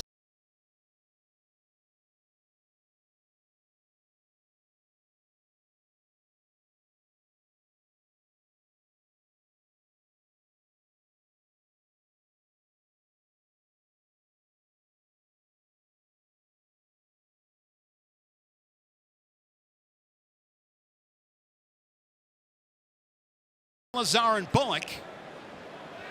Your number 2 seed from Nebraska, Lenny Pinto. Zay Salazar from Greeley, Colorado. Windsor High School. 19-1 on the season. His only loss was to Colton Hawks in Missouri, 11-5 at the Cougar Clash. And Bullock has made some big gains at Michigan this season. Yeah, he has, and he was in the lineup a couple of years ago, and he has really stepped up. Michigan showing how tough they can be with that this big win over Iowa, but then, as I said, didn't have a good one against Nebraska. But Nebraska right here fighting for top 3 in team points. And this match on the right, Tim, has me squirming already here because Truax got to the angle right there. Pinto immediately went into those double overhooks, tried to cast across the hips. If you're looking for a big move in these 2 matches, I think it's going to be on the right-hand side of the screen. These guys go hard. Yeah, Pinto, he likes to go big. Yeah, just everything, every opportunity he has to be able to pop his hips in and throw, he does it. And he says, you know, hey, show me your stuff because I'm going to show you mine. Lenny Pinto from Stroudsburg, Pennsylvania, won a state title. National qualifier a year ago for Nebraska. 20 wins this season for Mark Manning in the Cornhuskers. I saw loves those underhooks. I saw his interview with you and Rick on the show, and he said a lot of family members, a lot of friends are going to be in the stands. So NCAA All-American finishing 4th in 21, 22, and 23. Currently ranked number 6 in the country. Bernie Truax coming to Penn State from Cal Poly, where he was a 3-time All-American. Placing 4th place 3 times. He's been all over the place. 174, 184 up to 197, back down to 184 here at Penn State. Nice waving shot there, but you see where Pinto shot to be able to get to the waist. It's okay getting up top, and Truax felt that pressure right there, got his butt back. Doesn't want to give up a throw position. Doesn't want to play upstairs, and that's exactly where Pinto wants to go. Both these matches scoreless with 50 seconds. First periods. Truax is such a great story. You know, what you just mentioned. Out at Cal Poly, you're at 74, you're at 84, you're at 97. He comes here. If Aaron Brooks would have stayed down at 84, Truax probably would have loved being up at 97. Goes down to back to 84, and always in the hunt. Bernie Truax. Got that range out of Oceanside, California. Rancho Buena Vista High School. Don't believe he won a California state title. Believe he placed. Goes to Cal Poly. Great career. Edmund Ruth will wrestle for a Big Ten title for the Fighting Illini. The first Illinois wrestler to wrestle for a Big Ten title since 2018. And let's send it down to Hannah with Edmund Ruth. Edmund, I first have to ask you, after your match, immediately you climbed these stairs behind us to the stands, and you went and signed every single autograph of a little kid who brought you something. Why was it so important to share this moment with them first? I was just thinking, like, these people came out there and support me, and I'm pretty sure, hopefully, you know, they were rooting for me, you know. But it's like, you know, I got to show them a little bit of appreciation. It's something like that I do that I feel like it's a little bit special. Like with every signature I give, I put like a little smiley face, but it's like I try to mix it up so either it could be a frowny face or a happy face, or if I make like an alien or something like that. And you can probably take a picture of like all my signatures, every single one. I try to put something different on there. That's so cool to customize that for all those kids. They'll definitely remember you now, though, and be cheering for you. That was such a special moment. But the Illinois fans are getting a special moment as well. The first finalist for Illinois since 2018 when Isaiah Martinez was here. What does it mean to you to put Illinois back in the finals? to me, it means a lot. I was sitting there thinking, like, I got to just bring out my family, my friends, my coaches, and really just making it to the semifinals. I was just already, like, happy there. Like, I went back, and I just felt like a big smile, because last year I didn't really do so well. I was kind of, like, mad about my performance. I mean, I took 6 and qualified, but I was thinking, like, I could have done better. But then this time around, I wrestled much smarter, much harder. You know, I try to, like, try not to leave any no stones unturned. Yeah, well, you still have one more in the finals, so good luck to you tomorrow. And thank you for taking the time. Shane, what a classy guy, making sure all the kids got the attention after that. He's a man of the people. Yeah. Edmund Ruth in Illinois, the face of the Fighting Illini. He said, hopefully they're rooting for him. Well, they're going to be now. He's fun to watch. He's gaining cheerleaders. It's going to be a good match with him and Shane Griffith at 174. Hopefully Griffith is going to be okay, as we saw him hobble off the Resolites. Truax leading at 1-0 late second period, and the final seconds with Salazar and Bullock in the second frame. A couple of tight ones. These 184-pound Big Ten semifinals. And this is a win for Bullock, I think, in this situation here. He's got to go down underneath. That's not going to be easy against Salazar, but, in this situation against a guy ranked as high as Salazar, you take this every time going into the third period. Just in the down position, down by 1. Staying in the match, giving yourself a chance. You're exactly right. Bullock from Chesapeake, Virginia, a couple-time Virginia State champion at Oscar Smith.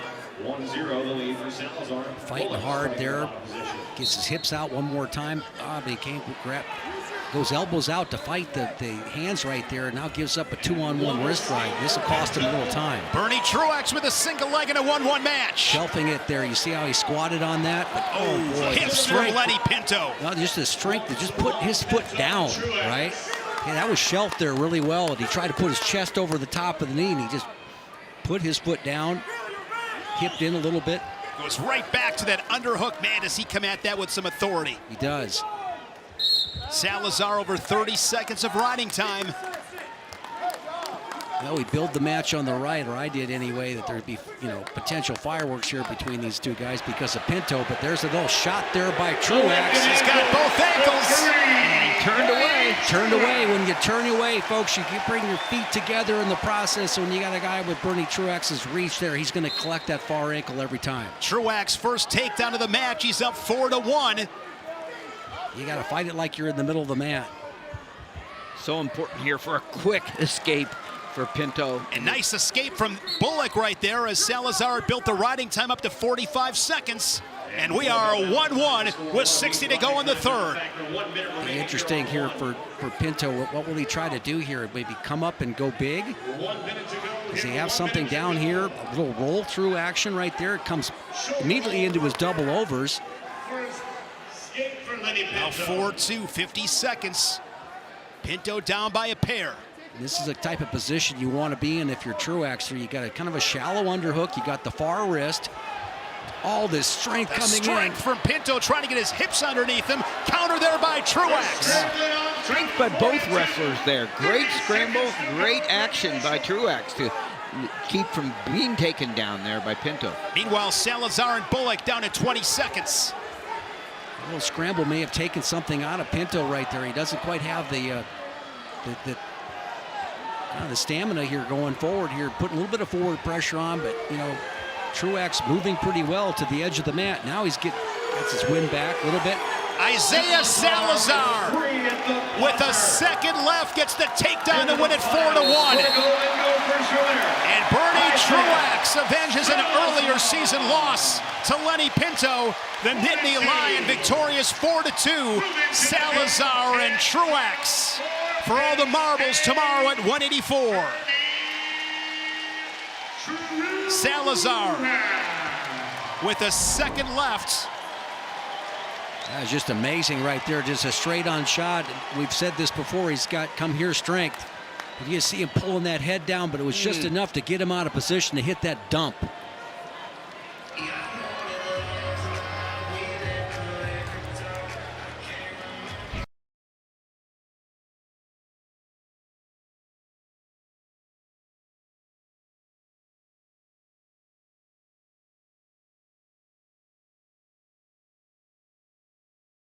semifinal, or State Farm, a state of success. Maryland seeking its first Big Ten Finals in program history. Jackson Smith, the #2 seed, ranked 4th in the country, a record of 16-3. And Jim, you expect to see a better Jackson Smith with this being his second match of the day. Absolutely. You know, you mentioned that question here earlier. As you see Aaron Brooks go out there and punch his first takedown there with that underhook, but you know, he was in a sudden victory match, and you know, we're going to find out, you know, that sometimes that's not an advantage here. The other guy gets a sweat out there. You got to go out there kind of a little bit stale. It's an advantage. I always felt you were better the second match of the day.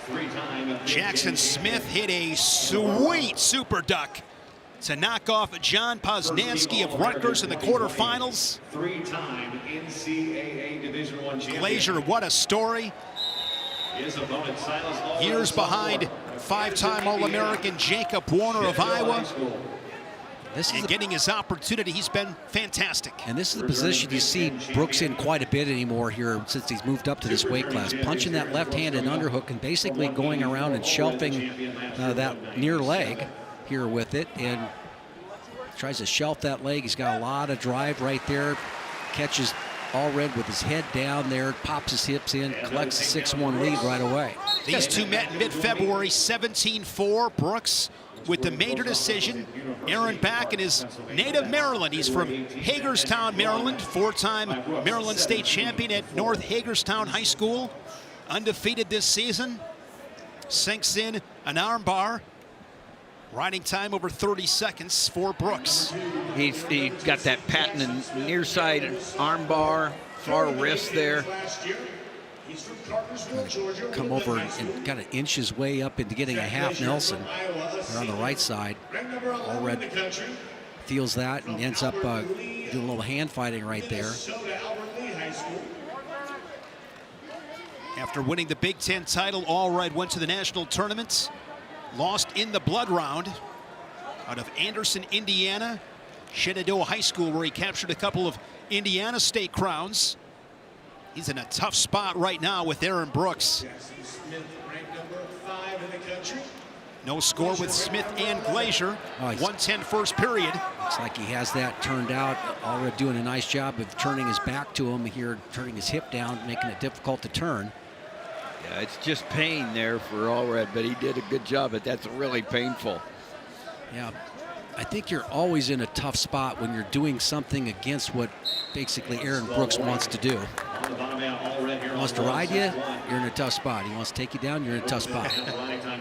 Tough spot because there's so many ways Aaron Brooks, as you pointed out, that left-handed underhook there. He used two different finishes from the same tie and setup there, and there's probably 5 more finishes he can use. Same thing with the arm bars and the wrists on top. Just that mat return where he just kind of hung around like he was going around a elementary school piece of equipment, just hanging on for dear life as they twirled around there, and was able to bring that was a cute little mat return. That needs to be on your show, Shane. That was right? slick. Yeah. I like the description. We need a category, cute little. Yeah. Cute little mat return. Cute little mat return by Aaron elementary Brooks. school playground equipment. Brooks with 2 takedowns, 2 minutes of riding time. Smith and Glazier wrestle a scoreless opening 3 minutes. Glazier from Elbert Lee, Minnesota, couple-time Minnesota State champ. Jackson Smith from Cartersville, Georgia, Woodland High School, 2-time Georgia State champ. Smith was 3rd at the Big Tens last year. Yeah, and Georgia putting out a lot of good young wrestlers. You go to Fargo, and whoa. Brooks with a cradle and looking for a fall. And making room for those shoulders. Yeah, they do such a good job of keeping their hips back up over the top. This is going to be tough for Allred to stay out of.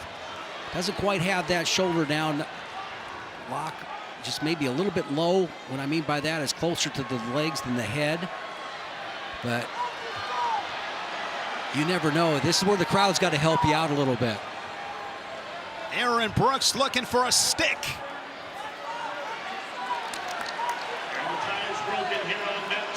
Got to watch his own back there. Glazier with an escape. Early second period, the Hawkeye leading it 1-0. And All Red able to fight out of that cradle for near fall awarded, now 10-1. As the riding time continues to build and build for Aaron Brooks. Think back to that national final against Miles Amina, Michigan, over 4 minutes of riding time in avenging that Big Ten Finals loss.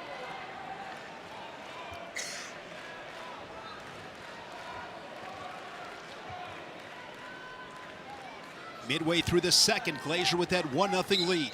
And doing a nice job of just making a little bit of forward pressure, not getting out of position. Neither one of these guys have taken a significant shot. I don't think Glazier's really done too much hand fighting yet. Maybe conscious of that duck under that Smith has. Smith also a very good scrambler. There, that nice shot. See, he leaps out to the outside. Glazier looking for the far ankle. He's looking for that right ankle there. Can he get it? He's going to spend a little bit of time, trying to come back up. You see Smith pushing that head away. Can't get too focused on getting off the mat here. And if you're Glazier, you've got to try to maybe push him back, but that's going to get a stall warning, which I think that's advantageous. And you take a good shot, the other opponent just drifts to the edge of the mat. That's a good call.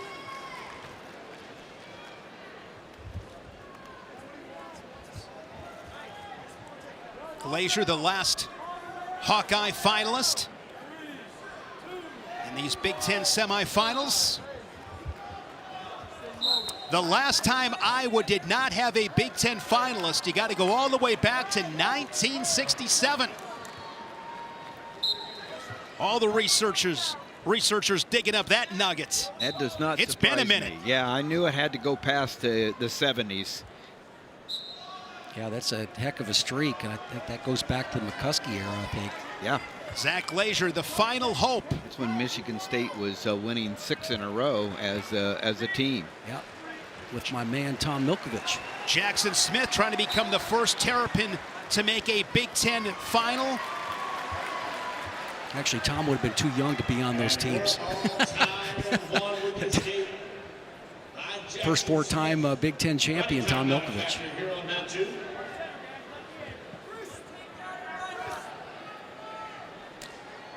Great name in wrestling. Pat Milkovich, Tom Milkovich, dad, great program in Ohio. Yeah, one of the few high school coaches that are in the National Wrestling Hall of Fame. Billy Martin being another one that comes to mind. 1-1 with Smith and Glazier. And nice drop. Glazier, nice single leg. You see the flexibility there from Smith. Yeah, shin whizzer. Shin whizzer. And gets Glazier's head down in this position, and Glazier comes out of that. Didn't really stay with it. Glazier's only loss this season was to Aaron Brooks. That was 5-1 in Iowa City. And for the 5th time in his career, Aaron Brooks is heading to the Big Ten Finals. He will wrestle for his 4th Big Ten title, the 3-time national champion from Hagerstown, Maryland. Turn our attention to Smith and Glazier. Riding time and on factor, 40 seconds, third period. I'll tell you one thing, Shane, I see in this match, I think when they break free, I see the right arm of Glazier getting a little bit of high right there. And you mentioned that super duck that we saw that put Glazier into the semifinals here. That hand gets a little bit, the right hand of Glazier gets a little bit high. Look for him to go ahead and hit that again. Smith hitting that super duck against Poznansky late in the quarterfinals to get the W. Short time. Final seconds. And sudden victory here at 197. And going into the sudden victory here, Glazier does have a stall warning on Smith that he was able to collect on being offensive and not being able to finish on the edge. Glazier does such a good job of holding position too, staying square. So a little optics. I mean, if he's made a couple of shots there that could draw the attention of the officials, and a stall call would end the match here in sudden victory. To your point, Jim, that the stall warning is significant. Yeah, he's got to hold position, but he should be looking for his offense right now as they circle back off the mat.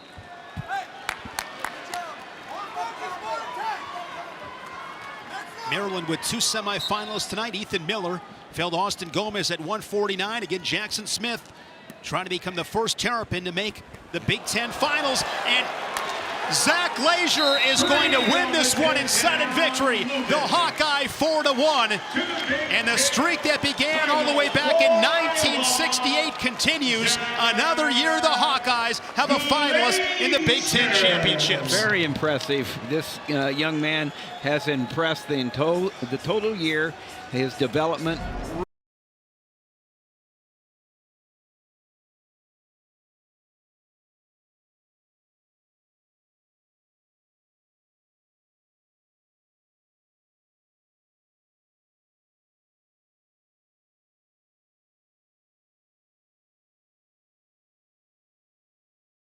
January, it was 4-3. Feldman with the late score, and then won the dual meet for the Buckeyes. Yeah, Davidson, the transfer from Northwestern, that was his first introduction to the, and personally anyway, from the Michigan-Ohio State rivalry. That was quite the night in the Cavelli Center. The freshman coming back and winning that match. Greg Kirkfleet, a takedown 5 seconds in. Yeah, and it was great. I mean, it was just, lowered his level, drove through on that double leg. That's my tag team partner. Yeah. Emily Enan was the social media director here at Big Ten Network. She asked who would be your tag team partner here, and I said that's an easy call. Shane, who do you think I said? I said my partner, Jim Gibbons, oh, nice. the national champion. Hey, Greg Kirkfleet isn't yet. Yeah, there's a lot of other national champions in here. I went Jesse Mendez from Ohio State. I just love his Who'd you go attitude. With? Jesse Mendez, oh, that's just a bulldog from Ohio State. Up with a good performance. I'm going with size, man. the big boys in the spandex, as they say.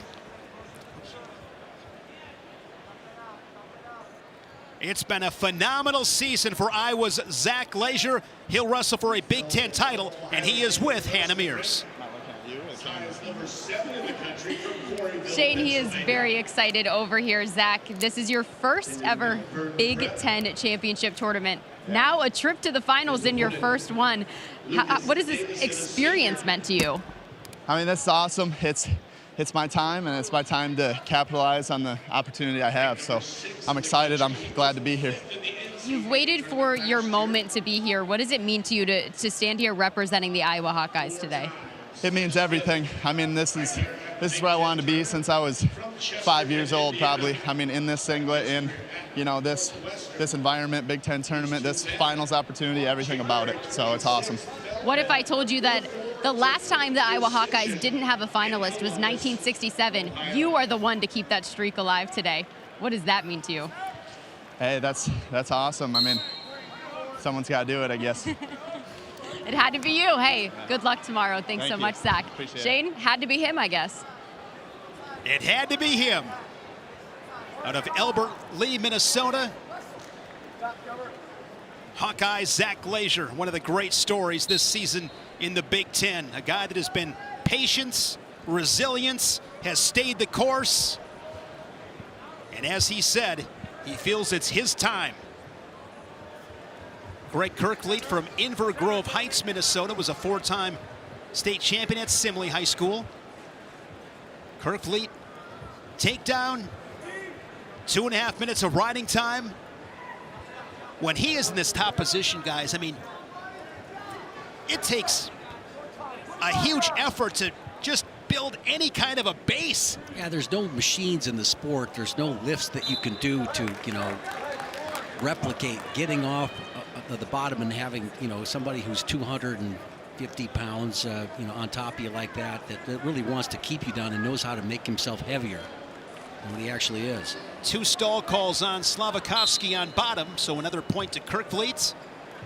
Took him 7 seconds to score the takedown, 2:53 of riding time. Whether it's on his feet or on the mat, I mean, you look at the length of Kirkfleet's arms there. I mean, you're on top, and it's like, an octopus, and he can stretch his entire body over you and just put so much pressure. Well, Talk about pressure, back pressure in on that escape. Love seeing that little changeover right there.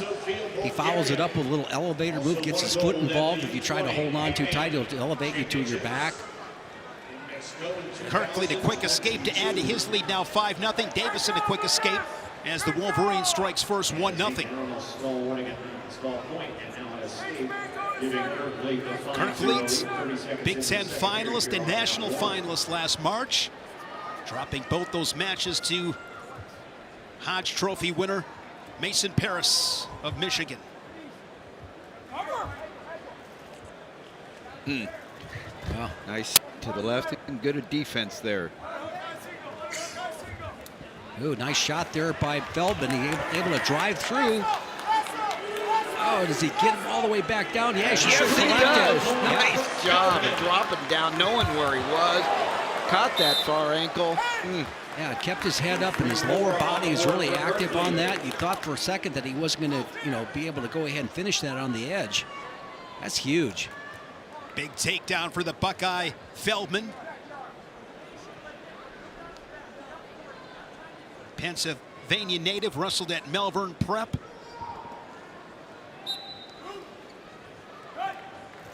Not really committed to the top position as Feldman does, so Davison gets the quick escape. So, with his ability, it'd be an interesting decision. Yes. Are you going to put Feldman down in this situation? Doesn't have to. Yeah, it doesn't have to now with the takedown.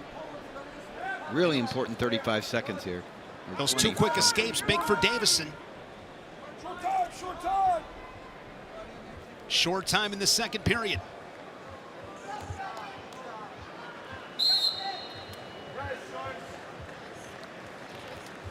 Underhook there by Davidson. He's not able to go ahead and follow through with it, but it's an interesting decision here. We'll start neutral.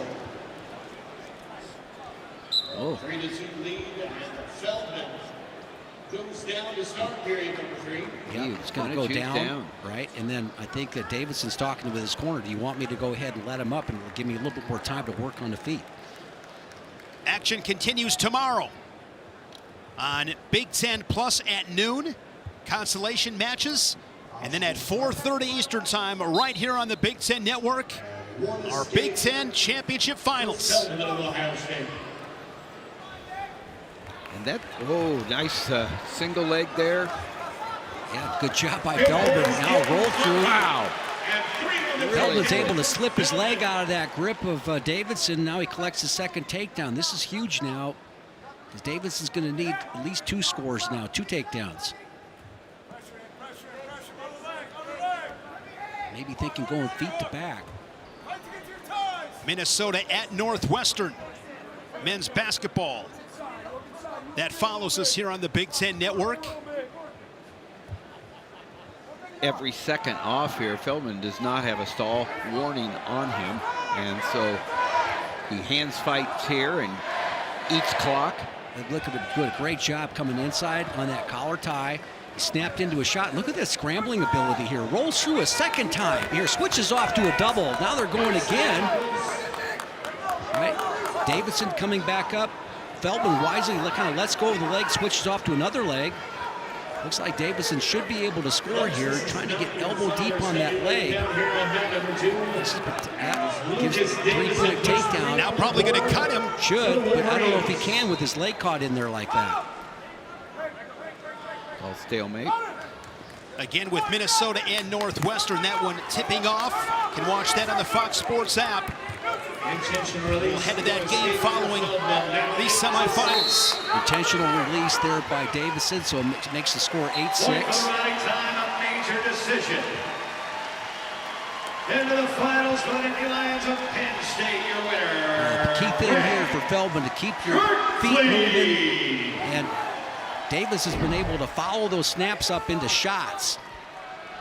Down to 20 seconds, Greg Kirkley awaits. Dominating win for the Nittany Lion at heavyweight to remain undefeated. Down to 15 seconds. Another good battle here with Feldman and Davison. Look at that quick shot to the left leg of Feldman. That's what he's hunting down. Again, you probably give up the stall warning here. You see the referee calling stalling at that point in time. Now a straight-on double leg shot there. And Feldman does it again. Yeah, he just made a believer out of me. I mean, that was very impressive there. Nick Feldman of Ohio State. He'll collide with Greg Kerkvliet in the heavyweight final tomorrow. Our Cliff Key